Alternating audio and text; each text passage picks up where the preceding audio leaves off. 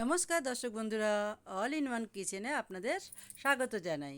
আজকে আমি নিয়ে এসেছি মূলো শাক ভাজা। যদি আপনাদের ভালো লাগে অবশ্যই একটা লাইক করবেন আর কমেন্ট করতে ভুলবেন না যেন।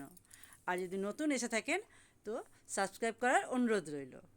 তো চলুন, আর যারা আমার চ্যানেলকে সাবস্ক্রাইব এখনও পর্যন্ত করে রেখেছেন তাদের জন্য অসংখ্য ধন্যবাদ। আমি মূলো শাককে ভালো করে বেছে ধুয়ে রেখে দিয়েছি জল ঝরানোর জন্য। এরপর এটাকে আমি কুচিয়ে নেব। কড়াই গরম বসিয়ে দিয়েছি। কড়াইয়ে অল্প একটু তেল দেব। তেল দেওয়ার পরে এখানটা আমি একটা বেগুন ডুমো ডুমো করে কেটে রেখেছি, সেটাকে ভেজে নেব। একটু হালকা নুন হলুদ দিয়ে মাখিয়ে রেখেছিলাম একটু আগের থেকেই, সেটাকে একটু ভেজে নেব। ভেজে এটাকে আমরা উঠিয়ে রেখে দেবো, লাল লাল করে ভেজে নেব। এটা খেতে খুবই ভালো লাগে।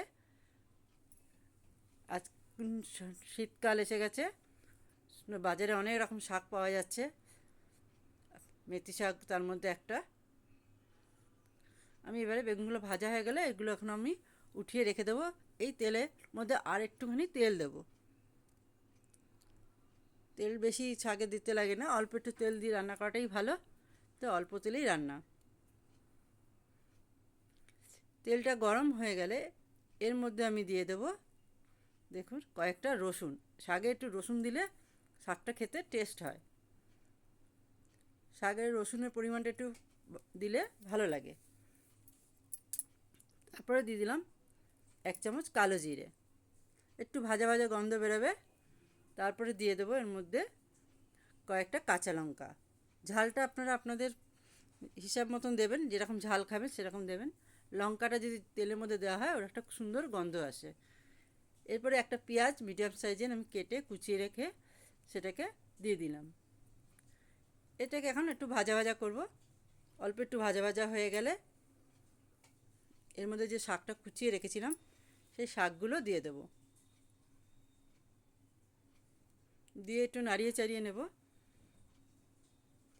তারপরে দিয়ে দেবো এর মধ্যে একটুখানি হলুদের গুঁড়ো, আর দিয়ে দেবো অল্প একটু নুন। নুনটা অল্পই দিতে হবে, কেন শাকটা ভাজা হয়ে যাওয়ার পরে অনেকটাই কমে যাবে, তখন নুনটা বেশি হয়ে যাবে। এই জন্য প্রথমে অল্পই দিতে হবে। ভাজা হয়ে যাওয়ার পরে চেক করার পরে যদি একটু লাগে তখন দেওয়া যাবে। এখন এটাকে একটু ঢেকে রেখে দেবো 3-4 মিনিটের জন্যে।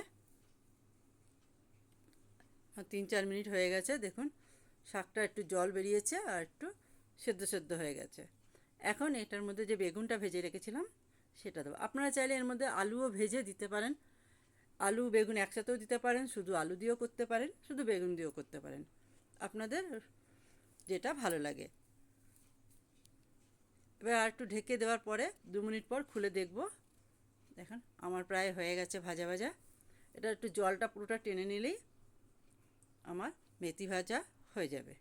মেথি শাক ভাজা রেডি। বন্ধুরা, ভালো লাগলে অবশ্যই একটা লাইক করবেন। আর এখনও যদি আমার চ্যানেলকে সাবস্ক্রাইব বাটন না টিপে থাকেন তো সাবস্ক্রাইব বাটন টিপে রাখে আমার সাথে থাকবেন নিত্য নতুন রেসিপি পাওয়ার জন্যে। আর নোটিফিকেশান বেলটা অবশ্যই অন করে দেবেন। দেখেন আমার ভাজা ভাজা হয়ে গেছে। একটু জলটা টেনে গেলেই এটাকে এখন আমরা নামিয়ে সার্ভ করে দেবো। গরম ভাতের সাথে খেতে খুব ভালো লাগে। একবার অবশ্যই ঘরে বানিয়ে দেখবেন। আর কেমন লাগলো আপনাদের আমাকে কমেন্ট বক্সে অবশ্যই জানাতে ভুলবেন না। তাহলে ভালো থাকবেন, সুস্থ থাকবেন। আজকের মতন এখানেই শেষ করছি। দেখা হবে আবার নেক্সট এপিসোডে নতুন কিছু নিয়ে আপনাদের সামনে এসে হাজির হব। ততক্ষণের জন্যে ভালো থাকবেন। নমস্কার বন্ধুরা।